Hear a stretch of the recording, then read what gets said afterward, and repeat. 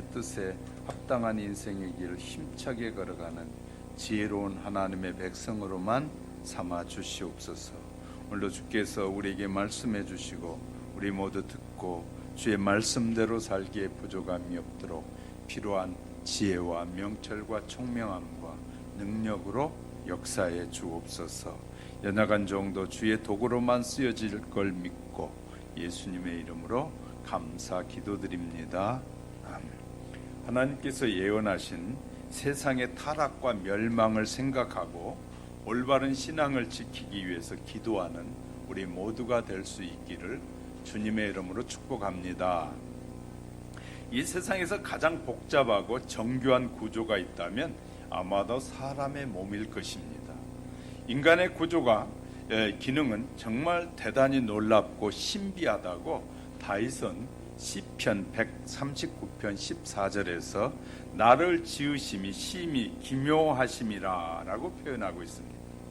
이렇게 인간의 지혜로운 측량할 수 없는 사람의 몸은 과연 어떻게 만들어졌을까요? 인류의 역사가 어떻게 시작되었는지를 올바르게 이해하면 이 인간이 무엇을 위해서 살아야 하는지를 깨닫게 될 것입니다. 출발 지점을 제대로 알아야 목적지를 확인할 수 있고 목적지가 있어야 오늘 하루하루를 의미 있게 살아갈 수 있게 될 것입니다. 오늘날 이 세상에 편만해진 혼란과 이 불안의 원인은 바로 인류의 출발점에 대한 무지와 편견 그리고 올바른 지식의 결핍에서 시작되고 있다라고 생각되어지기도 합니다. 성경은 분명하게 하나님의 구원 계획을 우리에게 가르쳐 주고 있습니다. 본문은 구세주께서 이 여자의 후손으로 태어나신다는 놀라운 사건을 이미 예언해 주고 있다는 사실입니다. 오늘 본문에서 내가 너로 여자와 원수가 되게 하고 너희 후손도 여자의 후손과 원수가 되게 하리라 라고 명하신 그 말씀 중에 두 후손에 대한 가르침을 우리는 발견하게 됩니다. 이 세상에는 악에 동조하는 뱀의 후손이 있는가 하면 이에 원수가 되는 여자의 후손도 분명히 존재한다라고 벌써 창세기에서부터 말씀해 주고 있는 것입니다. 이래서 오늘날도 하나님의 교회가 있으면 또 사탄의 무리가 존재한다는 말이 되기도 하는 것입니다. 사탄은 인간의 후손들이 자신의 동력자로 다 만들게 되는데요. 하나님께서 이 모든 것을 깨뜨리시고 오히려 그 반대로 사탄의 힘을 꺾어버릴 자손을 예비하신다는 것입니다. 이렇게 사탄과 죄악에 대항하는 왕국이 세워지면서 선택된 후손들은 악을 미워하게 되고 이 사탄과 싸움을 하게 됩니다. 이렇게 해서 하나님께서는 인간이 사탄의 원수가 되고 더 나아가서 사탄을 정복하는 정복자가 되게 하십니다. 그리고 성령님께서 구세주의 이의 놀라운 계획과 목적을 성취해 나가고 계신다는 것입니다. 여자의 후손은 말한 바와 같이 의를 수호하면서 사탄을 대적할 그 후손이 바로 우리 주 예수 그리스도다라고 우리에게 말씀해 주고 있습니다. 예수 그리스도가 타락과 멸망에서 구원할 메시아라는 사실을 저와 여러분이 믿으시기를 주님의 이름으로 축복합니다.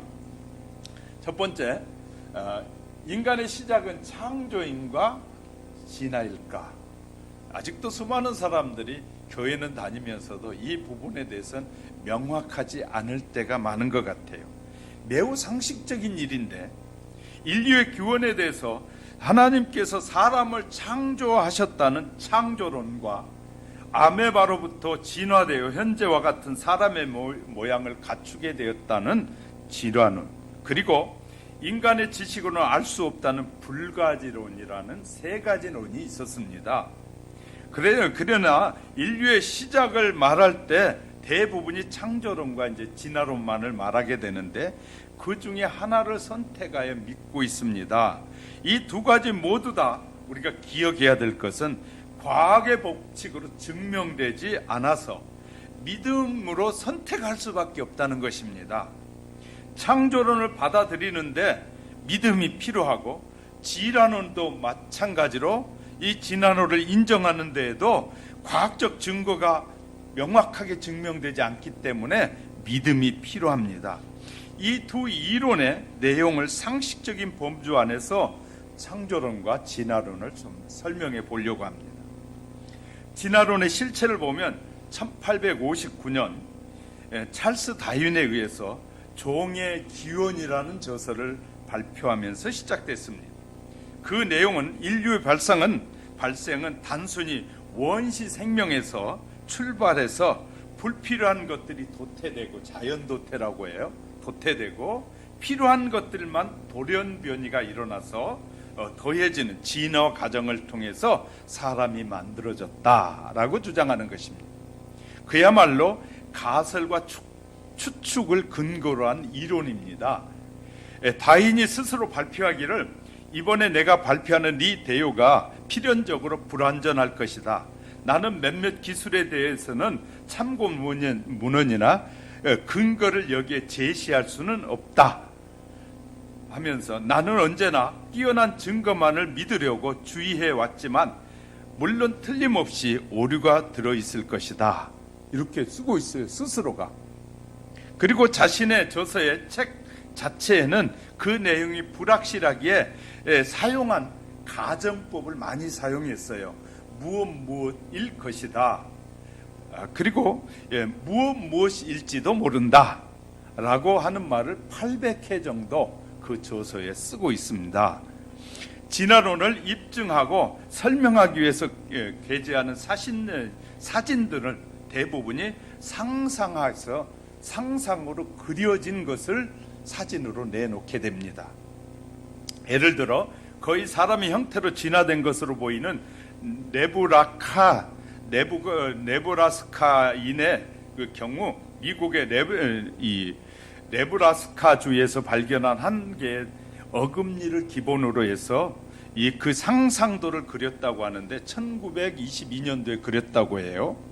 런던 회보에 이것이 발표되었는데, 그러나 5년 후에 1927년 그 치아는 사람의 것이 아니고 이 멸종된 산돼지의 이빨이라고 밝혀지게 됩니다. 그리고 진화론에서 단순한 원시 생명이라고 말하는 아베마로부터 이 진화되기까지 무수한 중간 형태, 중간 상태가 존재해야 되는데 아직 단 한 개의 중간 형태의 화석이 발견되지도 않았습니다. 종의 기원의 책에서 기록하기를, 자연도태의 이론에 의하면 무수한 수의 중간 형태가 존재한다 라고 말하고 있는데, 그 자연도태가 증거가 아무것도 없다고 말해요. 왜 우리는 이들 중간 형태를 우리 주위의 모든 곳에서 보지 못하는가? 자기 스스로도 질문을 해요. 왜 그러면 중간 형태가 있어야 되는데 그 중간 형태가 보이지 않는가까지 말하고 있단 말이에요. 진화론의 가설이 힘을 얻은 이유를 살펴보면 이게 다 우리에게 있는 것이에요. 다윈 스스로 불확실할 것이라고 고백하고 이렇게 모호하고 모순된 가설을 그렇게도 큰 위력으로 세상 사람들의 관심을 사로잡고 또 인류의 기원에 대한 대표적인 학설로 자리 잡은 이유가 분명히 있습니다. 우선 진화론이 발표될 당시의 시대적 분위기가 큰 영향을 미쳤다고 생각합니다.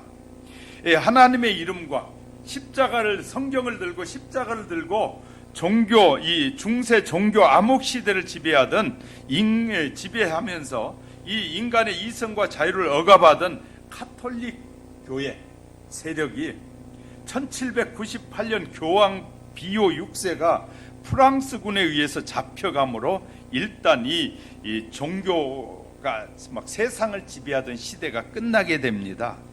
이 해방감에서 수많은 사람들이 느끼게 된 것은 종교적인 억압에서 이제 탈출해서 인간의 이성이 지배하는 분위기로, 그런 이 순수한 분위기로 무르익어가고 있을 그때 진화론이 정당해서가 아니라 그것이 성경의 창조론과 배치되는 이론이기 때문에 여과 없이 수많은 사람들이 수용하는 사회적 분위기가 있었다라는 것을 우리는 알게 됩니다. 이 중세 시대에 십자가를 들고 이 가톨릭의 신자들이 얼마나 많은 군대를 동원해서 이 유럽뿐만 아니라 세계 7천만 명이나 되는 사람들을 가톨릭이 말하는 그 믿지 않는다고, 가톨릭이 전하는 그 복음을 믿지 않는다고 살해하게 되거든요. 그런 과정에서 수많은 사람들이 그 하나님을 믿는 사람들이 저렇게 사람을 죽이고 그렇게 군대를 동원해서 나라를 막 빼앗고 포악한 모습을 보면서 하나님이 살아계시면 어떻게 그럴 수 있겠느냐 하면서 지금까지 믿어왔던 창조론에 대한 부정적인 심리가 굉장히 팽배해 있었다 그 말이죠. 그 당시에 종의 기원을 발표에 앞서서 1948년에 선언한 공산주의, 이 기독교에서부터 공산주의가 나오잖아요. 공산주의와 함께 하나님을 거절하는 무신론의 분위기도 진화론이 뿌리를 깊게 내리는 풍토를 조성하게 됐습니다. 성경은 베드로후서 3장 5절에 보면 그때 상황을 절절하게 표현해 주는 내용이 있는데, 이는 하늘이 애적부터 있는 것과 하늘이 애적부터 창조된 것과 땅이 물에서 나와 물로 성립된 것도 하나님의 말씀으로 된 것을 그들이 읽어 없는 그런 일을 잊으려 함이로다 라고 말하는 것을 볼 때, 성경과 하나님을 의도적으로 거부하는 분위기가 과학적 근거가 없는 질환론을 급성장하게 시키는 원인이 됐다는 것이죠. 1865년 멘델이라는 생물학자가 진화론이 근원이 되는 변이와는 상반된 유전 법칙을 발표했는데, 그 당시에는 별로 이 학자가 유명하지 않아서인지 모르지만 다인의 변이가 더 워낙 지배적인 사상이었기 때문에 유전 법칙이 매우 중요한 생물학적 법칙임에도 불구하고, 입증되었는데도 불구하고 이상하게도 진화론은 여전히 그 위세를 굳게 지키고 있으니 참으로 신기하고 놀라운 일인데, 그 뒤에는 사탄의 역사가 존재하고 있다라는 것입니다. 성경에서 창조의 과학은 기정사실을 선언하는 형태로 기록되었기 때문에 어떤 현상이나 결과를 증명해낼 필요가 없었던 것이죠. 창세기 1장 1절에서 태초에 하나님이 천지를 창조하시니라가 하나의 선언이에요. 그냥 창조론의 과학의 선언이에요. 하나님이 천지 만물을 창조하셨다. 이미 하나님의 존재와 그분의 능력을 경험한 모세 입장에서는 하나님의 권능으로 세상이 창조된 것을 의심할 여지가 없는 너무나 당연한 이치였기 때문이죠. 그래서 증명 혹은 설명을 시도할 필요가 전혀 없었던 것입니다. 이렇게 기록된 성경은 인류의 기원에 대해서 매우 단순한 언어로 표현했는데, 창세기 2장 7절에서 여호와 하나님이 흙으로, 땅의 흙으로 뭐 했다고요? 사람을 지으시고 생기를 그 코에 불어넣으시니 사람이 생명이 된지라. 그리고 8절에서 여호와 하나님이 동방의 에덴 동산을 창설하시고 그 지으신 사람을 거기 두시니라 라고 하셨어요.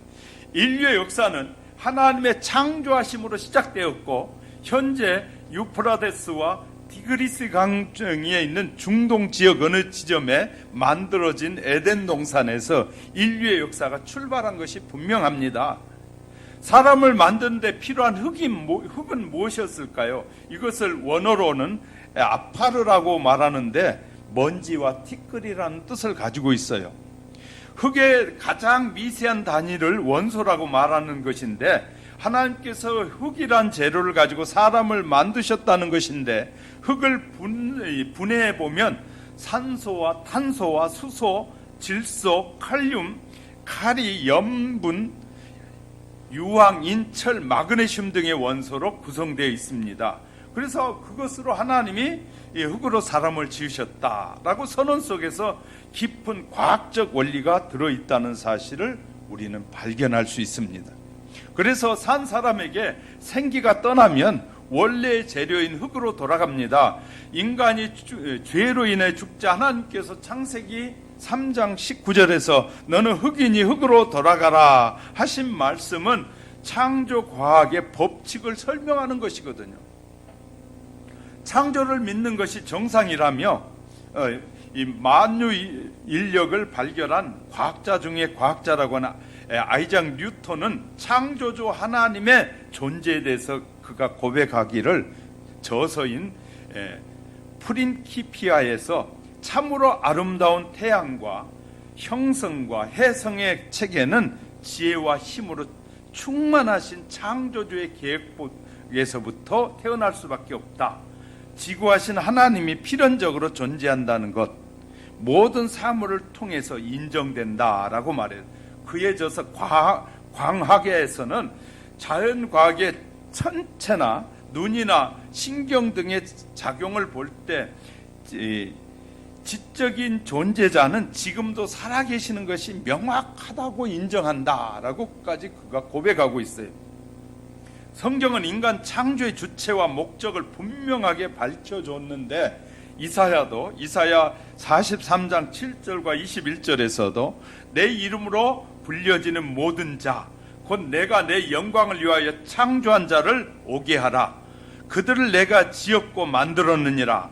21절에 이 백성은 내가 나를 위하여 지었나니 나를 찬송하게 하려 함이니라 라고 말씀을.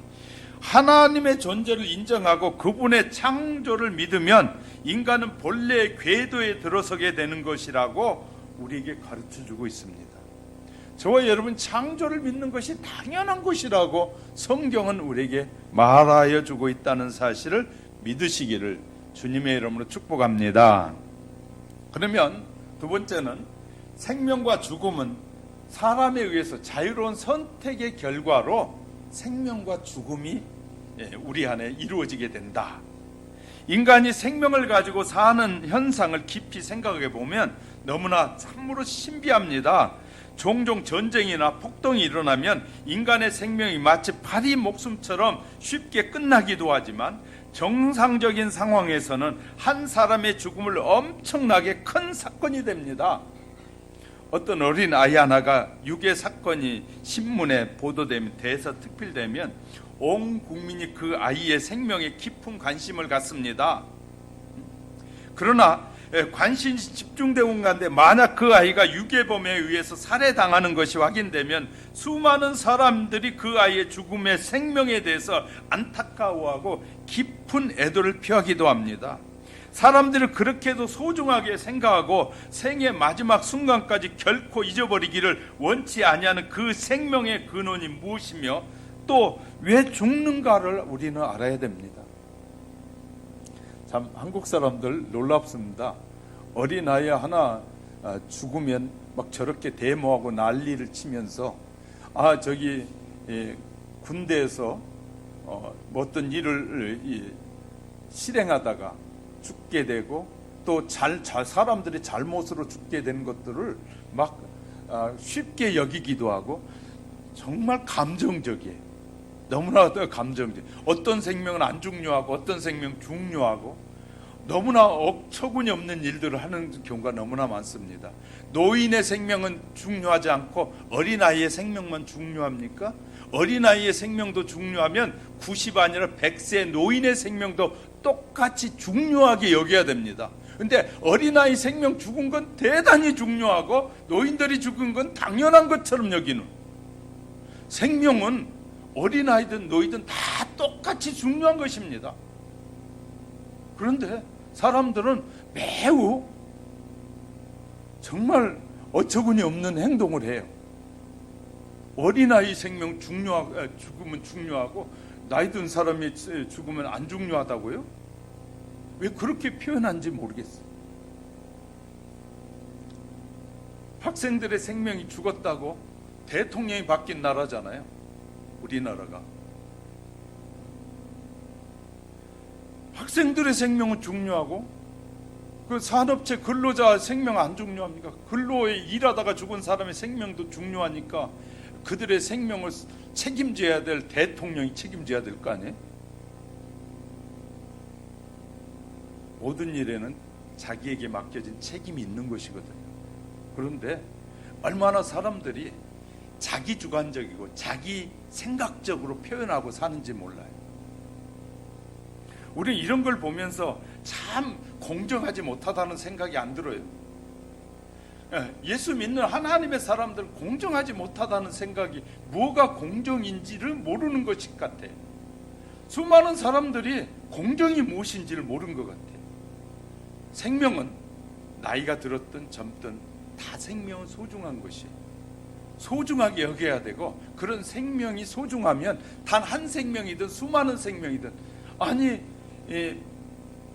북한의 사람들을 좋아하고 그들을 따르는 사람들 있잖아요.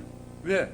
그 사람은 남한에 얼마나 많은 사람 죽였고 북한의 자기 형제도 가족도 죽이는 사람, 그 사람들은 또 옹호하고 그들의 발언은 또 따라가려고 하는 어처구니 없는 사람들.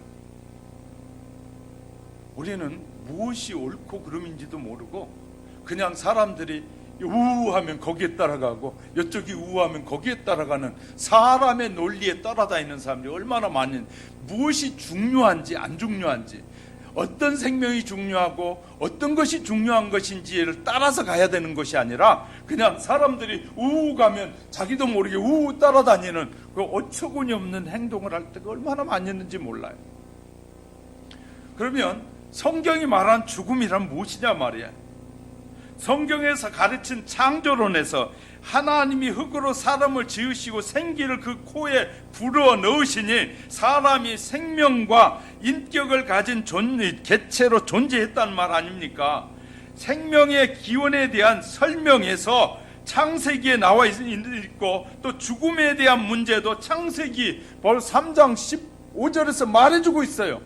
생명과 죽음을 동시에 말해주고 있는 것이 창세기 3장 15절이에요. 사람이 처음 창조되었을 때 생명을 주신 창조주와의 관계를 맺고 영원히 살도록 하나님이 만드셨는데, 조건은 하나님이 생명의 주인이심을 인정하고 동시에 그분이 우리 인간 존재의 주권자라는 사실을 인정하는 것이 조건이에요. 이러한 관계를 유지하는 장치로 에덴 동산 중앙에 지정된 나무가 바로 선악과라고 창세기 2장 9절, 16절, 17절에서 말씀해 주고 있습니다. 에덴 동산의 중앙에 있던 생명나무와 선악과를 바르게 이해하면 생명과 죽음의 원리를 우리는 그곳에서 찾아볼 수 있게 되는 것입니다. 먼저 인간이 범죄한 후에 하나님께서 하신 말씀을 보면 창세기 3장 22절에 보라, 이 사람이 선악을 아는 일에 우리 중에 하나같이 되었으니 그가 그의 손을 들어 생명나무 열매도 따먹고 영생할까노라. 이 말씀에서 우선 사람은 생명나무의 열매를 먹으면서 영생할 수 있도록 하나님이 만드셨다는 거예요. 사실 생명의 원천은 하나님께 있는 것이기에 생명나무의 과일 속에 어떤 생명의 요소가 들어있다는 거 그렇게 생각하지 않습니다. 다만 인간이 하나님의 말씀을 믿고 순종할 때 생명이 유지된다는 사실을 가르치는 교훈적 의미가 생명나무 안에 들어있는 것이에요. 선악과는 왜 필요하고 그럼 어떤 의미를 갖는 것일까요? 선악과에 대한 여러 가지 해석이 있지만 매우 중요한 의미는 그것이 하나님의 주권을 상징한다는 거예요. 선악과는 하나님의 주권을 상징한다. 하나님께서 인간을 창조하시고 1장 28절에서 생육하고 번성하여 땅에 충만하라, 땅을 정복하라, 바다의 물고기와 하늘의 새와 땅에 움직이는 모든 생물을 다스리라 하실 때, 다스리라라는 그 말이 하나님께서 사람에게 만물에 대한 주권을 주셨다는 말이 아니라 관리권을 주셨다는 말입니다. 아담과 하와가 에덴 동산 이곳저곳을 자유롭게 다니면서 생명을 보존하고 생명나무의 실과를 먹으러 에덴 중앙에 있는 그 선악과를 아는 나무에 이렇게 가까이 다가올 때 자기 마음대로 먹을 수 있는 선악과를 보면서 과연 천지 만물의 이 자신들과 주인이, 만물의 주인과 자신들의 주인은 자기들이 아니라 하나님이심을 깨닫는 것이 바로 선악과예요. 하나님이 주인이시다.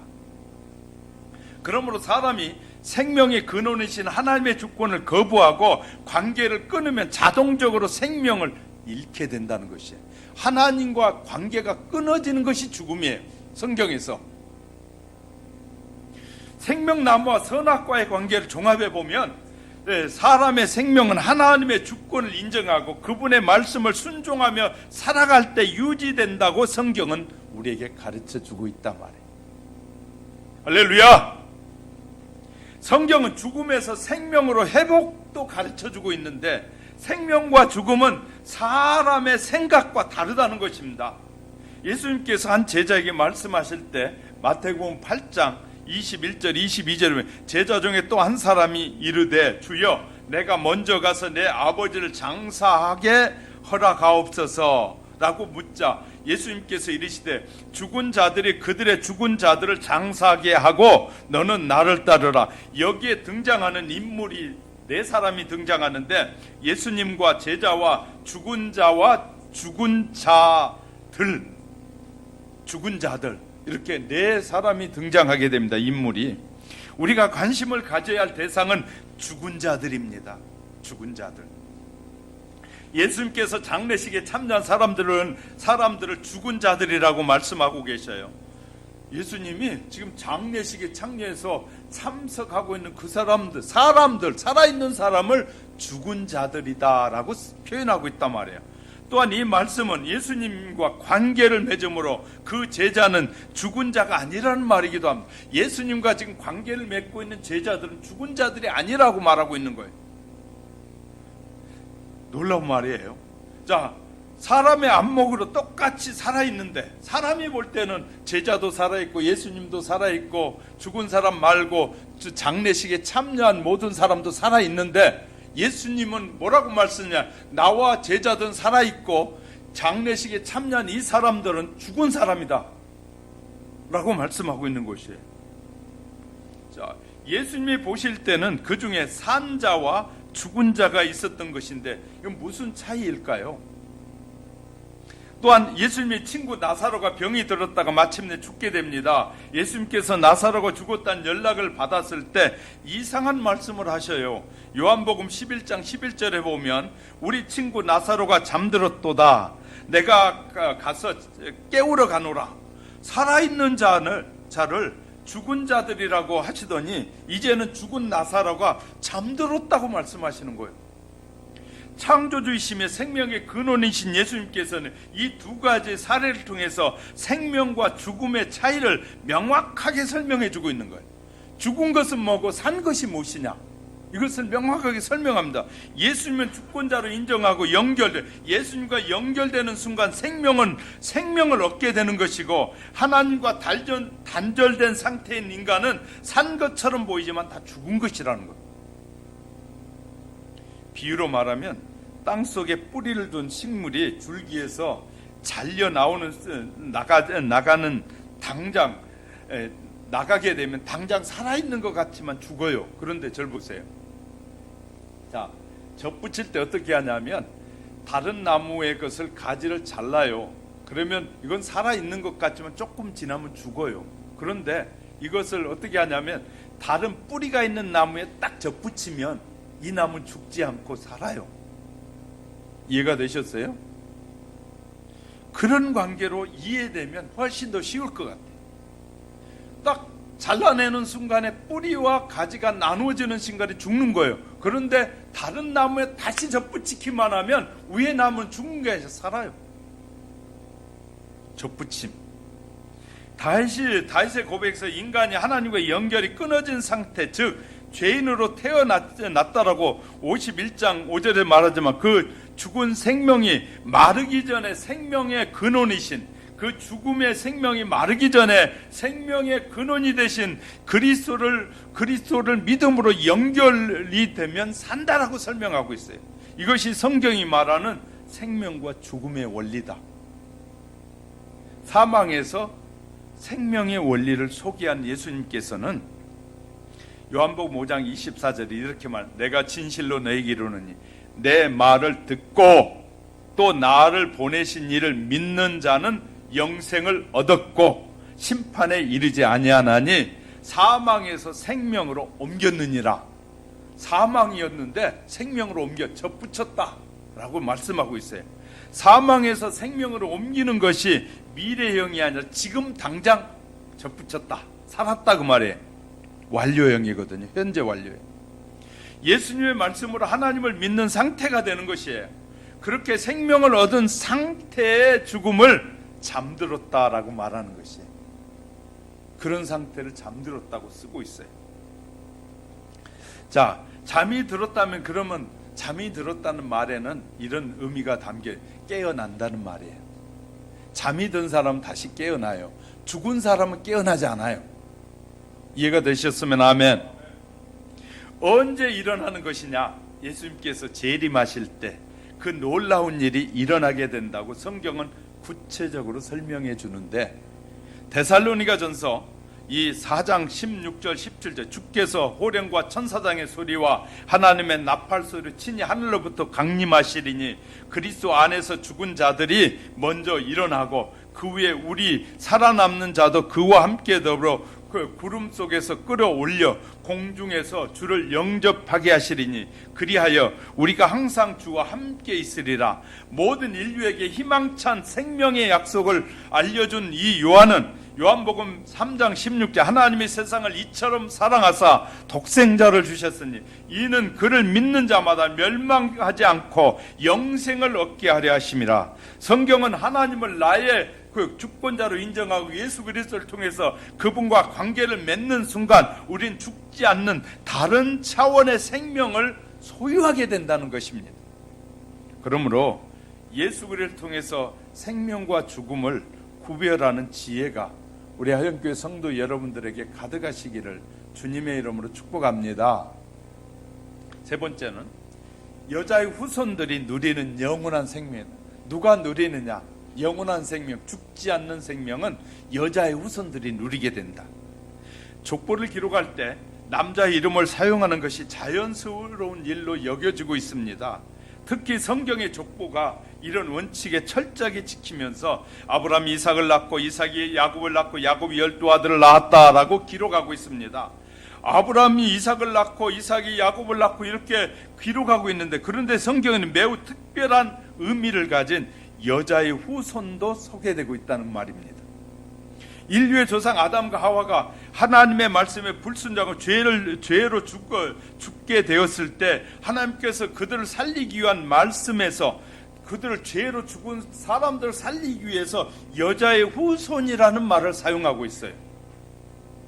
창세기 3장 15절 볼까요? 내가 너로 여자와 원수가 되게 하고 내 후손도 여자의 후손과 원수가 되게 하리니 여자의 후손 내 머리를 상하게 할 것이요 너는 그의 발꿈치를 상하게 할 것이다 라고 말한 이 구절은 하나님께서 우주의 질서와 공의를 깨뜨리지 않고 범죄한 인간을 용서하고 구원하기 위한 파격적인 선언이 있어요.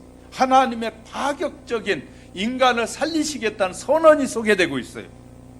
이 말씀의 의미를 바로 이해하려면 성경 전체를 보는 시야가 열리게 되는데, 그러니까 이 말씀을 우리가 이해를 어떻게 하느냐에 따라 성경이 전체가 열리기도 하고, 그렇지 않으면 성경의 말씀의 뜻을 제대로 깨닫지 못하고 성경이 말하는 맥을 놓칠 수 있다 그 말이에요. 하나님께서 말씀하신 3장 15절의 배경을 알아볼 필요가 있어요. 아담과 하와가 범죄하고 수치심과 두려움으로 숨어 있을 때 하나님께서 찾아와서 말씀하시기를 3장 11절에 누가 너의 벗음을 내게 알렸느냐? 내가 내게 먹지 말라 명한 그 나무 열매를 내가 먹었느냐라고 묻자 아담이 즉시 대답합니다. 12절에 하나님이 주셔서 나와 함께 하신 여자 그가 그 나무 열매를 내게 주므로 내가 먹었나이다. 하나님께서 하와에게 왜 그렇게 하냐고 묻자 하와는 다시 뱀에게 전가했다고 13절에 뱀이 나를 깨물어 내가 먹었나이다. 죄의 원조는 누구래요? 사탄이란 말이야. 사탄이 사람을 미혹할 때 사용된 매체는 그 당시에 동물 중에 가장 아름답게 만들어진 뱀이었어요. 피조물 가운데 아름답게 만든 뱀이 사용됐는데 사탄이 뱀을 이렇게 이용하여 하와를 범죄하게 만들게 되는 것이거든요. 하나님께서 이미 타락한 죄의 원조된 사탄에게는 이유를 묻지 않아요. 놀랍죠? 여자에게만 묻고, 왜냐하면 타락해서 벌써 사탄이 하나님이 창조한 세계에 내려와 있잖아요. 그러니까 사탄에게는 묻지 않아요. 사탄은 하나님과 결별된 상태라 심판의 대상이 있기 때문에, 심판을 벌써 받고 있기 때문에 사탄에게는 묻지 않아요. 자, 3장 15절 선언한 여자의 후손이 너의 머리를 상하게 할 것이다. 그러니까 이 성경 구절의 내용은 선과 악이 싸움이 시작되었다라고 알려주는 선전포고와 같은 것이에요. 어디서부터요? 창세기 3장 15절부터 선하신 하나님과 악한 사탄과의 싸움이 시작됐다라는 사실을 보여주고 있어요. 그 결과 결과가 나타나기 전에 생사를 건 매우 심각한 싸움이 있을 것을 예고한 말이에요. 근데 그것이 어디에서 이루어져요? 예수님의 십자가에서 이루어져요. 여자와 여자의 후손이 한 편이고 한 팀이고, 너 사탄과 그 후손, 사탄을 따르는 그 모든 사람들이 한 편이 돼서, 이 하나가 돼서 선악 간에 치열한 싸움을 하게 될 것인데, 그 결과는 예수님이 발꿈치를 물게 되고, 사탄이 예수님의 뒷발꿈치를 물게 되고, 그 다음에 사탄은 그 예수님이 그 사탄의 머리를 상하게 할 것을 예고해 주는 말씀입니다. 그러면 발꿈치를 상하게 한다는 말은 일시적으로 이런 말입니다. 발꿈치를 상하게 한다는 말, 일시적으로 상처를 입히는 것을 말하는데, 그것은 희생할 수 있다는 뜻입니다. 다시 말해 희생할 수 있다는 뜻이고, 머리를 상하게 한다는 말은 치명상을 입고 영원한 멸망을 받게 된다는 의미예요.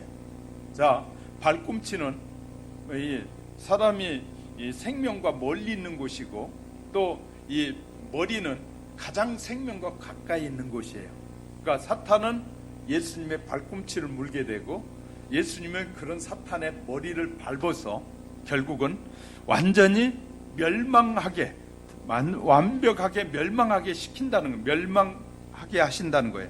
그러면 이 예언 속에서 여자의 후손, 예수가 발꿈치를 상함으로 그 희생과 죽음과 부활을 말하는 것이고, 예수님이 사탄의 후손들이 집요한 공격과 핍박을 받고서 끝내 인내하시고 마침내 무죄하신 상태에서 십자가에 못 박혀 돌아가시고 3일 후에 부활로 승리를 하게 하십니다. 부활로 승리를 거두게 되는 것이에요.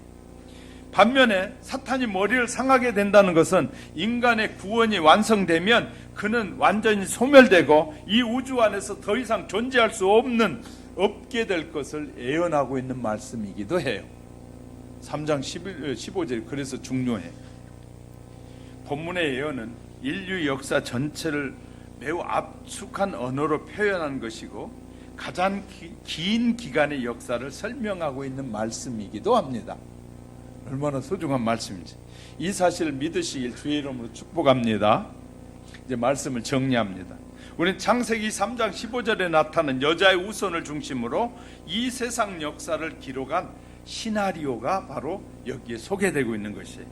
하나님의 말씀과 예언은 인간의 믿음과 상태와는 상관없이 세상 역사를 통해서 반드시 하나님의 말씀과 예언은 성취되고 이루어지게 됩니다. 노아 시대 대부분의 사람들이 홍수가 있을 것을 예고했습니다. 그러나 그들이 믿지 않았어요. 그리고 홍수는 임했어요. 이 세상의 사람들이 아무리 하나님을 불신하고 제 이름을 믿지 않아도 그분이 오실 것이라고 말씀하셨으니 반드시 오실 것을 우리는 믿습니다. 수많은 예언을 해줬어도 안 믿는 사람이 있는가 하면 그 예언을 믿는 사람이 있다 그 말이에요. 믿는 사람이. 근데 하나님은 지금까지 역사 속에서 하나님 말씀대로 되었다 그 말이에요. 그리고 중요한 것은 우리가 이제 연대적으로는 구약을 4000년, 그 다음에 신약을 2000년 이렇게 보거든요. 그런데 자 1800년도에 지금 이 진화론이 나오면 지금까지 모든 것은 뭐였어요? 창조론이었어요.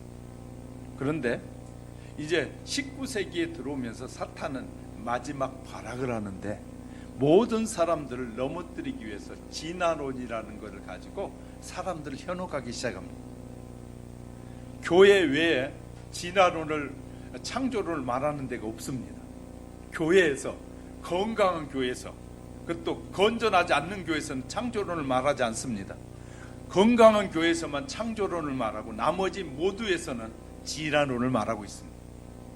그럼 무엇이냐? 사탄의 유혹에 현혹돼 넘어가고 있다는 것이. 결국 창조론을 믿지 않는 것은 바로 사탄의 유혹에 지금 빠져들어가고 있는 것과 똑같은 것입니다. 그럼 사탄의 유혹에 빠져들어가는 모든 사람들은 심판에 이르게 되는 것이, 영원한 멸망에 이르게 된다는 것을 우리에게 말씀하고 있는 것이에요. 그러니까 여자의 후손은 창조론을 자동적으로 믿게 되는 것이고, 이 사탄의 후손들은, 사탄을 따르는 모든 사람들은 진화론을 따르게 돼 있는 것이에요. 이것이 영적 전쟁의 부산물이거든. 영적 전쟁의 부산물. 저와 여러분이 무엇을 선택하고 믿느냐에 따라서 죽을 것인가 살 것인가가 정해진다는 거예요. 저와 여러분의 영원한 생명으로 살 수 있는 기회를 하나님이 주셨는데, 그 기회는 우리가 잘못된 선택을 하고 우리가 그 하나님의 약속을 믿지 않으므로 영원한 심판의 대상이 되는가 하면, 내가 하나님의 약속을 믿음으로 말미암아 창조론을 믿고 따름으로 우리는 영원히 사는 축복의 역사가 이루어지게 된다. 우리 하영교회 성도 여러분, 여러분은 창조론을 믿는 줄 믿습니다. 저와 여러분이 하나님의 말씀에 따라 살아가게 될 때 이런 영적 전쟁에서 마지막에도 승리하게 될 것이고, 하나님이 보존해 주시고 지켜주셔서 영원한 생명을 누리게 될 것입니다. 이 일에 동참하는 저와 여러분, 다시 말해 이 일에 믿음으로 기도하고 승리하는 저와 여러분이 될 수 있기를 주님의 이름으로 축복합니다. 축복합니다. 기도하겠습니다. 고마우신 하나님 아버지, 은혜를 감사합니다. 우리 모두를 붙잡아 주시고 창세기 3장 15절을 통해서 영적 전쟁이 시작되고 있음을 선언하셨고, 그 영적 전쟁의 결과로도 또한 말씀해 주셨습니다. 이 진리의 말씀들을 우리가 바르게 이해하고 깨달아서 주님께서 하시는 그 놀라운 일에 아름답게 참여하는 지혜롭고 복된 하나님의 백성들이 되고 영원한 생명을 누리는 우리 모두가 되도록 성령님 역사해 주옵소서. 예수님의 이름으로 감사 기도드립니다. 아멘.